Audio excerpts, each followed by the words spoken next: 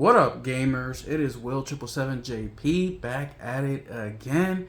And today, guys, I wanted to make a quick reaction. Well, not a quick reaction video, but a reaction video with this interview that I checked out earlier from a channel called Kit and Krista, who are these two folks here on the right side of the screen, who are interviewing Christopher Totilo, who is a journalist, and he was at the Switch Direct day one.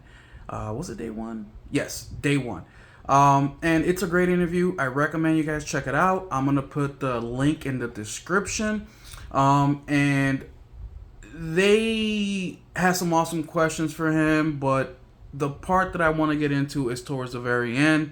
They have the sections broken down for you. You know, like the first one is general vibes and structure at the event. The next one is, which is the longest, is hands-on game impressions. So he got to play Mario Kart, he got to play Donkey Kong, and I forget the other game, which is the wheelchair game. But the part that I want to react to is this part right here.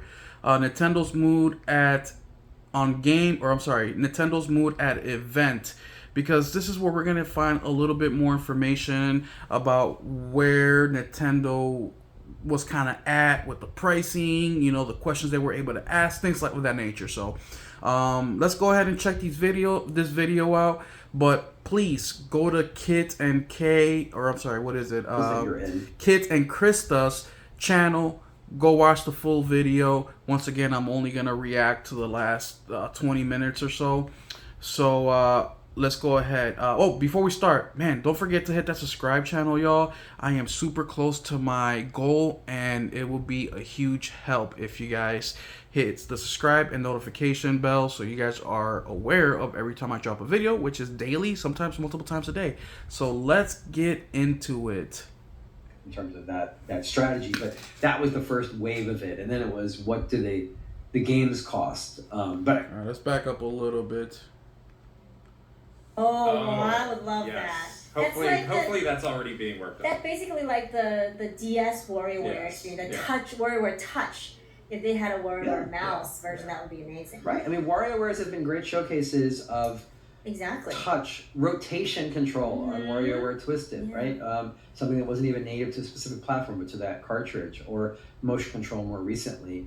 I really trust those WarioWare teams to take an interface concept and do some fantastic things with it. So I would love to see them do that. Yeah.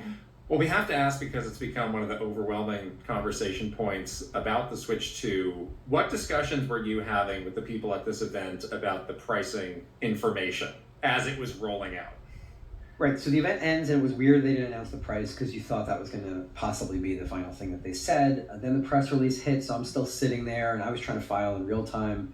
Okay, this event ends, and my goal with... And something I want to say real quick is, Christopher Totilo here, the guy on the left who's getting interviewed. In the beginning part of the video, he did a great job at kind of explaining like what was going through his head while he was there and his experience in the event and the games that he were playing. The one thing that kind of frustrated me a little bit, which I don't know if he left it out of the interview because he wanted to keep that information for his newsletter, which he talks about here, or he just wanted to keep it for his website or for his actual job. I wanted to find out more about the questions a journalist should ask at these events, right? You know, such as performance, how are you guys doing with the technology, how are you implementing the technology from the console, and you know, how is the hardware technologically advanced to run the software, and how advanced is the software, how much can the hardware handle, and questions like that, right? Because let's be real, a lot of us have been gaming for 20-30 years, and for all of us in our 30s, so we are able to look at a trailer that's 2 minutes long and has gameplay in it and kind of dictate right away if it's something we're definitely going to be interested in, roughly how it's going to play, roughly the cool unique things that are in it. So we don't really need somebody to tell us that stuff, right? And especially when you're being interviewed. But that's really my only complaint, and I have to go ahead and read his newsletter. I'm gonna go check it out. I'm gonna be real with y'all. I barely know who this guy is. I've known that he's a journalist. I know that he's worked with a couple other big journalists in the video game industry, but that's probably my biggest complaint about all that. It's like, come on, man. You were there enjoying yourself, which is cool, but you weren't journaling. You know what I mean? You were, but you weren't. So let's continue. He's about to get into the pricing and stuff like that. They didn't announce the price because you thought that was going to possibly be the final thing that they said. Then the press release hit, so I'm still sitting there, and I was trying to file in real time. Okay, this event ends, and my goal with my game file newsletter is that if I'm at an event like this, I'm writing while it's happening. Pretty much, I just have to do one more scan of it, and I hit send. And I was like, oh, they didn't say the price. Let me just double check. The press release comes in, and it says right at the top, introducing Switch 2 June 5th for $449.99. And I'm like, oh, that's interesting that they didn't announce it there, but they said it here. That tells you something about what they thought the impact of communicating that would be. I'm curious actually what you all think in terms of that strategy, but that was the first wave of it. And then it was, what do the games cost? But just staying on the hardware, in both of your experiences, what did that tell you that they did not put it in the direct? But they definitely were concerned about that. They clocked early that this might be a point of, contention for people, and with the direct, they were very focused on, like, in their Nintendo way of, let's make sure that people are staying focused on the experiences, people are staying focused on how amazing these games look. Let's not distract them from that with price.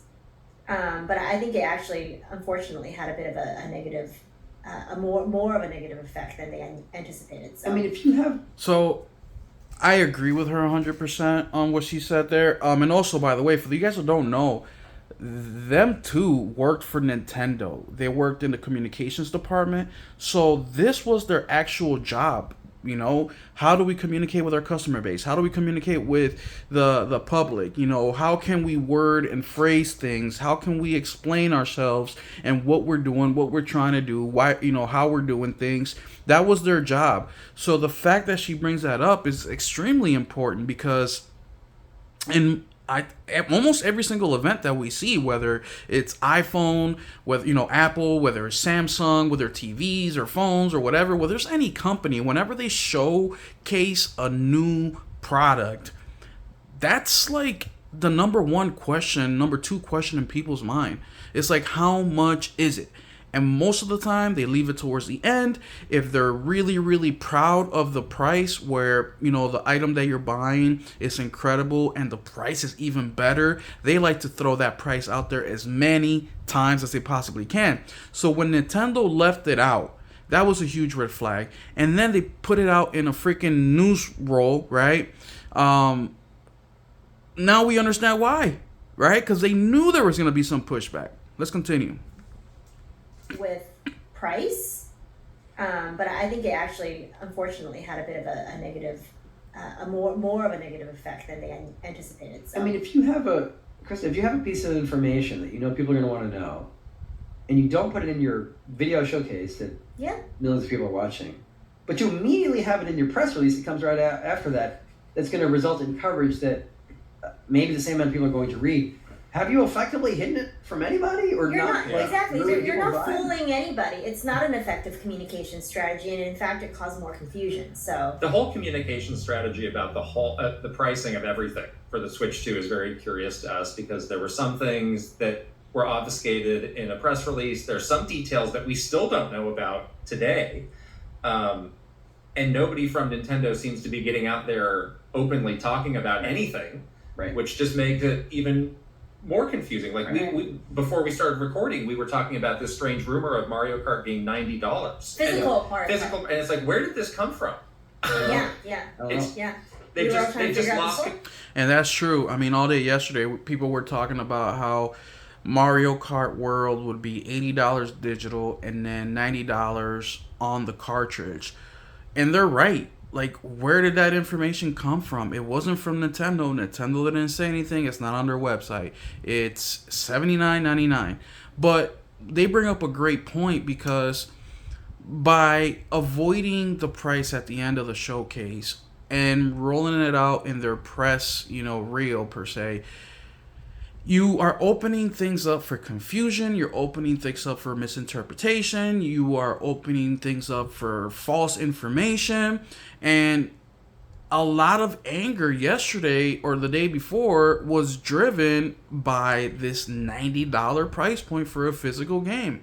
Whether true or not, whether the percentage of angry people were poor or not, but remember, misinformation spreads way more easy than the truth after it's been out. Right? And we've seen that all portions of our life. Where something's not true, the information gets out there, it catches fire, people share it, people retweet it, people talk about it, and it sticks. So by the time they make that correction, it only reaches a small percentage of the people that heard the false information, right? And if I'm a casual, right, but I found out that, hey, Nintendo's having a Switch 2 Direct, I'm going to tune in for that. And they see it, and then at the end, they don't get the price. They're like, damn, they didn't put a price? I gotta find out real quick. I gotta Google it, right? A casual who doesn't really investigate this stuff. And some of the first things that they see is Mario Kart is $80, physical is $90. That's enough for them, right? They saw the pricing, right? Because Mario Kart's the only game that from Nintendo, first party, that's gonna be releasing day one. They leave, and they go back to their normal life. Except what's happening? They're now angry, right? They're now sharing the information with all their friends and family and whoever. They may even tweet and post about it. And how long is that going to continue?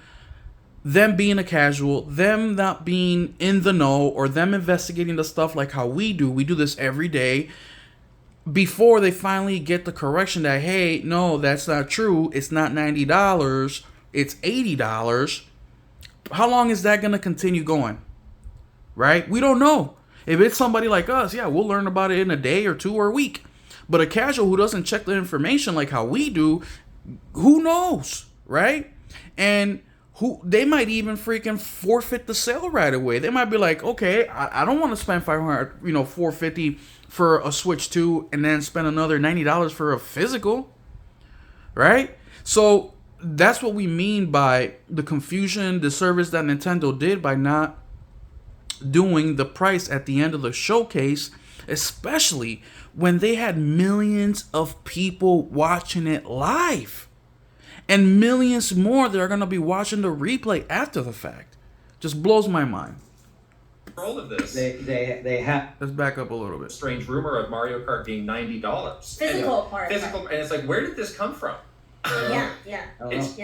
They've just lost control of this. They have, and the live chat in the YouTube stream of the Nintendo Direct, as I saw you on social media, Treehouse Live was all hold on. Price drop. The first comment in the reel that they're showing here. We were talking about this strange rumor of Mario Kart being $90. Physical part. Physical, and it's like, where did this come from? Hold on. They've just lost control of this. They have, and the live chat in the YouTube stream of the Nintendo Direct. So you. Yeah. All right, right there. Right. It says tariffs, high prices. Let's see. Tariffs, high prices, right? So just on Friday, April 4th, Nintendo set out a statement to retailers that the pre-order date of April 9th no longer is getting pushed. And Nintendo stated that it was because of the tariffs and now they got to reevaluate things, right? Which, oh my God, that frustrates me so bad because journalists, social media people, all before this announcement came out, were talking about tariffs, right? Like this commenter right there. Tariffs is the reason why we got to pay more. Like it's not in Nintendo's control, guys, it's the tariffs. Well, Nintendo, 2 days later, put that statement out there that we got to reevaluate for the tariffs, which means that the tariffs, the tariffs weren't part of their decision and pricing at all. At all. Which blows my mind because we have been hearing about these tariffs since February, y'all. President Trump got into office January 20th. Even a little bit before he got into office, he was talking about the tariffs. Tariffs. Tariffs have been implemented in a lot of places already. So Nintendo had plenty of time to strategize on how they're going to deal with the tariffs. But they're saying April 4th, 2 days after the Switch Direct, that, oh, now we got to reevaluate the tariffs. Come on now. Treehouse Live. So it just blows my mind, guys. I had to repeat that one more time. Was all drop the price, drop the price, drop the price, with the occasional trolling, raise the price, thrown in there. So at the event itself, though, when you finally got the press release and realized the price was, in there and not the direct, what was sort of the mood, and was there other discussion around you around? A lot of people had kind of drifted off to other things. Jason Schreier, good friend of mine, former colleague, and now doing a great job covering games at Bloomberg with Cecilia D'Anastasio. Jason was there, and I was saying to him, did they say anything with the game price? Because I'm seeing the hardware price. I need to send out my newsletter. I want to have my news out. I want to send it out. It's an email newsletter, and you can read it online, but I can't take it back. I can't easily update it. I want to make sure that I've got it right, and I'm sending something out that's useful to people. And so I had originally written it as they didn't, I had like bullet points for hardware price. They didn't say anything. Software price, they didn't say anything. And then I'm suddenly seeing, again, as the thing ends, they've announced the hardware price. So he's kind of come and gone and everything. I'm like, Jason, did they say anything? Are you seeing anything about game prices? And he's like, oh, and then he's like, I just texted you. I'm like, what? And then I check, and he just found a screenshot of Mario Kart $79.99. And I'm like, where did you see that? Because I'm looking at the press release. It's not in the press release. But it's on Nintendo.com. The website, yeah. You go through the Mario Kart World page, and you wait for all of the weird widgets to load and everything. This is insane right here. Like was that the last minute attempt to distract people? Like, oh, this stuff. Yeah, I think it was. and then you see, oh, the price is right there. Right here, dude. So we didn't know the price till you actually went to Nintendo.com. You went to Mario Kart World. You scrolled all through the descriptions of the game, all the screenshots, all the benefits of the game. And it wasn't until the very last fucking bottom that they show you the manufacturer suggested retail pricing. Trying to hide much? And so then, of course, it's like, oh my God, are all the games going to cost $80? Because for better or worse, that game did not appear in the Direct to be like obviously more grand than Donkey Kong or Metroid or something. So there was nothing inherently obvious. Like, this is another question that's been answered, right? Because Christopher here, he's basically telling us that there is nothing special about the game to warrant the $20 increase from Nintendo. By $20, I mean a $59.99 price point to a $79.99 price point. Meaning that, yes, he said it earlier in the interview, yeah, the game looks good, it's amazing. We haven't played anything quite like this, not in this way before, but, it's a Mario Kart game. He's saying there was nothing to warrant that price increase. Let's continue on. Be a point of, contention for people, and with the Direct, they were very focused on, like, in their Nintendo way of, let's make sure that people are staying focused on the experiences. Damn, I backed up way too much. Like, was that the last minute attempt to distract people? Like, oh, this stuff. Yeah, I think it was. and then you see, oh, the price is right there. And so then, of course, it's like, oh my God, are all the games going to cost $80? Because for better or worse, that game did not appear in the Direct to be like obviously more grand than Donkey Kong or Metroid or something. So there was nothing inherently obvious of like, oh, well, they're charging $80 because that's the game that they just said is going to contain, every Mario Kart track of all time or something like that, right? Like, there's nothing like that was screaming that this is beyond the standard, impressive new game. And so I then, I think I've sent my newsletter by then without the $80. I think I sent it just without the game prices. So I immediately put an update in there. But then, of course, and thankfully I had the discipline to not say, well, this is what every game's going to cost. And I just said, this is what Mario Kart appears to cost. Because then very quickly after that, he and I think figured out that, this Canadian Broadcasting Company was there. They wanted to have me talk about Switch 2 for them. And so I was in the room waiting for my turn to do an interview there. with them, and I'm looking it up, and I saw that Donkey Kong Bonanza was selling for listed on the Nintendo site $69.99. So it's this thing. Now this is not an unusual phenomenon. This kind of figuring out the information as the event goes along. I'll take you back about a decade ago to. So now he's gonna talk about the last time he had a similar experience to this, and pay close attention to what he compares it to and what he says. Microsoft's notorious X phenomenon, this kind of figuring out the information as the event goes along. I'll take you back about a decade ago to Microsoft's notorious Xbox One TV games event. This is known as sort of the most disastrous rollout of a new console of all time, where they announced a lot of things that now are kind of similar to some of the things Nintendo's doing with the digital game card, but it was a lot about limitations on game sharing. But the real dramatic one was that the physical games needed to be connected to the internet. You know, if you had a disc game, you couldn't easily just hand a game to somebody else, which led to the whole, PlayStation snarking on them at the E3 following with, here's how you share games on PlayStation. You just hand them to each other. And sorry for the digression to a digression to a digression. I'm sure Nintendo will love that you're comparing that event to theirs. Well, the thing is, so the thing that happened at that event was, which is vivid in my mind, is that I had an interview with Phil Harrison, who at the time was a Microsoft executive, and this was like hours after Don Matrick had gone and done this whole thing and sort of revealed some aspects of this, trying to put a positive spin on this idea that it's very much a TV watching box and everything, and an entertainment box beyond a games box. And then I'm interviewing Phil Harrison, and while I'm talking to him, I'm like, so you're going to have this discs go in the thing, and then how often do they have to check? And I forget what he told me it was at this point. I forget if he said every 30 days or every day or whatever he said. I really can't remember. I should, because this is my scoop. And so then I'm walking out of the room to be ferried to my next, appointment where I'm going to be put in like the soundproof room to see how Microsoft records audio for games or something.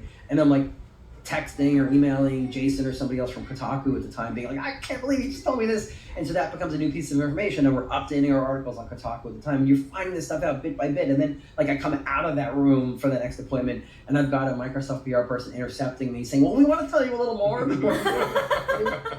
So this is super interesting what he says. So he basically said that 10 years ago he was at the Microsoft event, and it was a similar vibe where Microsoft did their presentation, but they left some questions unanswered. He then got an interview with Phil Harrison. Phil Harrison told him about the DRM check, which he couldn't remember if it was daily or every 30 days. Bam. He puts the info out there. He goes to do the next thing. And then a PR person from Microsoft goes up to him and says, wait, let us keep explaining more about that feature. Right? What is interesting about that is that Phil Harrison told you the truth right fucking there. PR wanted to come out and spin it their own fucking way to make it more digestible for the general public, right? That didn't happen this time around. And later on, he keeps going and he talks about how he asked the Nintendo people that were there, and all they told him was, you can find the information online. That's it. And then he also talks about a couple other things, which I don't think we should stick around for. I don't want to keep taking up your time. But, man, I'm going to put the link to this video. I recommend you guys check it out if you're interested in the Switch.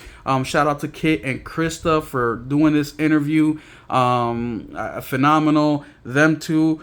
This channel is the channel to watch if you want up-to-date Nintendo Switch news. You have two people that previously worked for Nintendo. They were both in the communications department, so they can read the stuff like a book on how they're doing it, why they're doing it, how they're doing it.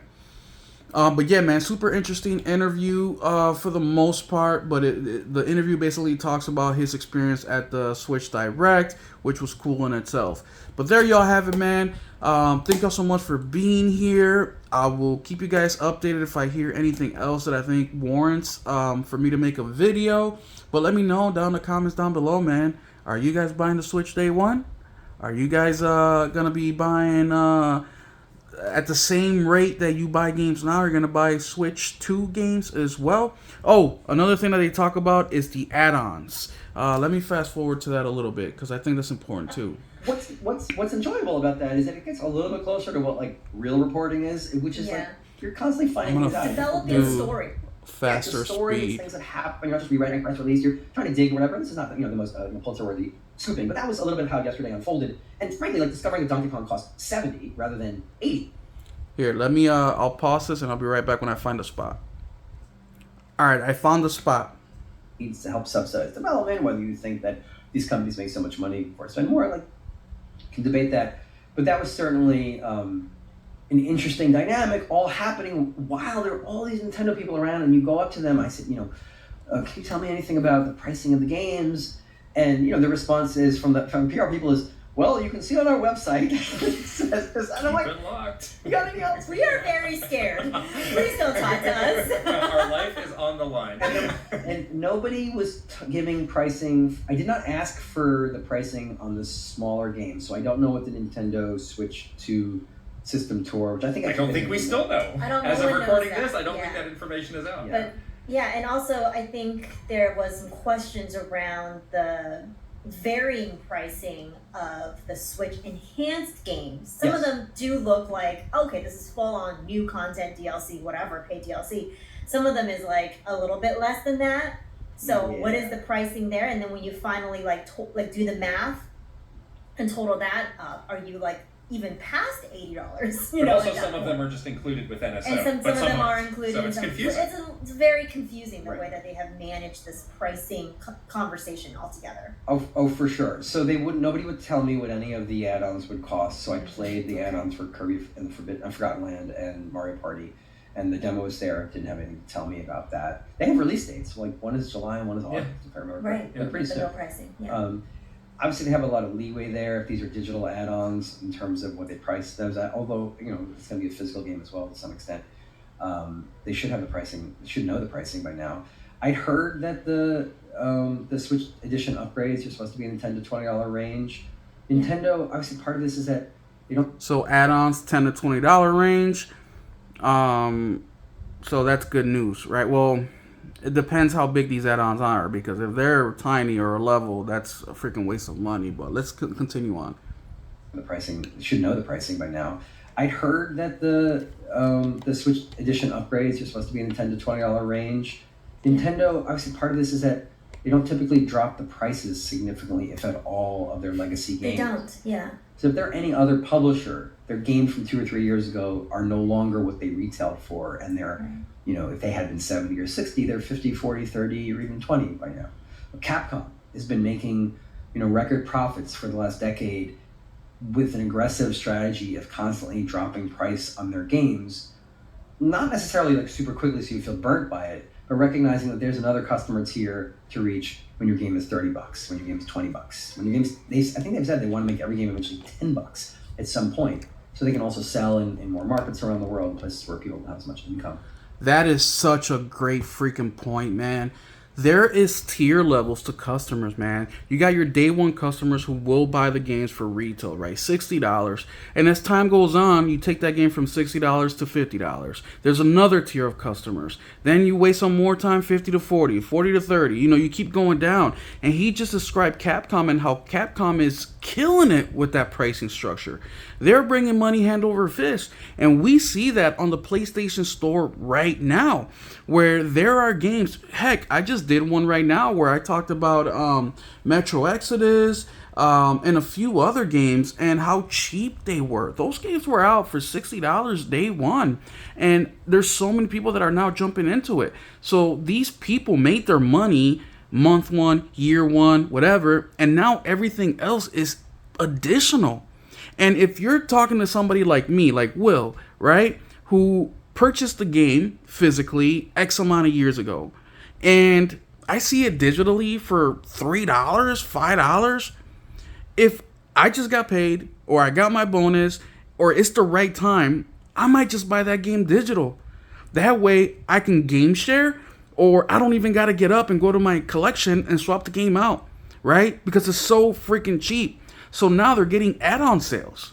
So important. Nintendo is missing out on that. Yeah, they sell a lot of games. I mean, they sell 20 million games quicker than anybody in the industry. But how many more could they sell to those lower tier pricing customers? Nintendo was like, well, we're charging you $60 all for all time. And so a $20 add-on to a Kirby game from 3 years ago makes it look like it's going to cost $80, and that's what Walmart's listing, the expanded version of Kirby and the Forgotten Land. And my takeaway on the Kirby game is I love that game. My kids and I played that game. We had the greatest time with it. I played playing the expansion Star-Crossed World, and it did not immediately feel to me like anything more than another cool level of the game I played. It did not feel like it needed to switch to, is what I'm trying to say. Mm-hmm. And so in that case, you might be like, hey, if it's an expansion and maybe it's a big expansion, we might think of that as, it deserves a $20 price, but you have to buy a $450 system to access it if you like the old game. Yeah. And my question is, are we sure that are people going to feel with some of these Switch 2 edition, upgrades, that, hey, a lot of this should just be added to Switch 1, and I'm being pushed into upgrading? Certainly better frame rates on Zelda, the higher resolution graphics, that kind of thing makes sense that the newer hardware would take. And we've seen Sony charge $10 for a lot of these upgrades. And he makes such a great point there. I mean, he said it himself. He played basically the DLC for Kirby, and he said it felt like a cool new level. Now, knowing Nintendo, that is their purpose. That the purpose is to get those people from the Switch 1 to upgrade to the Switch 2. Now, pricing, right? You spent $60 on Kirby because the price doesn't really go down. Now you got to spend another $20 on the expansion, which is basically a cool level. Now you're up to $80 again. Like, I don't know, man. It's just not something I would do, or I don't think any other console maker would do. PlayStation doesn't do it. PlayStation charges you $10 for the upgrade. PS4 to PS5, $10, flat fee for every single game. Even the new one that's coming out, Days Gone, comes out April 20-something. $10 upgrade, and it's got additional content on there. Plus the PS5 upgrade. The new gen systems. But I look at something like that, and I'm like, it's $80 for what's essentially a 3-year-old game, or plus an expansion that feels like it's not really tapping the hardware. And maybe Star-Crossed World will eventually have aspects of it where I'm like, oh, clearly they couldn't technologically have done this on the old device, but it didn't feel that way. So I feel like I'm actually more like okay and understanding of even charging $80 for a Mario Kart World, if that's going to be a game that has a decade of longevity to it or whatever that Mario Kart did for players, then I am okay wrapping my head around this idea of what some of these upgrades are going to cost. Because $20 on top of a $60 game you never drop price, and just seems, it's like asking a lot. Yeah. And just as people who worked on the communication side, we've been so interested in that side of the story, and we're just going to keep an eye on it. But we know you have limited time. It's almost time. All right, there you go. This time it's for real, guys. I'll let you guys go. But man, keep in mind what he just said. $60 for a game that came out 3 years ago. For an additional level. It's probably going to cost $20 for the upgrade. Now, we still don't know the pricing, right? But we know Nintendo's going to try to maximize. Nintendo's going to try to get those Switch 1 customers up to the Switch 2. They're only going to be available on Switch 2. So if you like what you see about this DLC and you really want to play it, but you can't play without the original game, so you got to go out buy the original game, then the DLC, then you're back up to $80. There y'all have it, man. Thank y'all so much for being here with this long ass video. But man, go check out Kit and Krista. Go check out the interview they just did with Christopher, and let me know once again in the comment section what you guys think about all that. We'll catch you in the next one. Keep it gaming.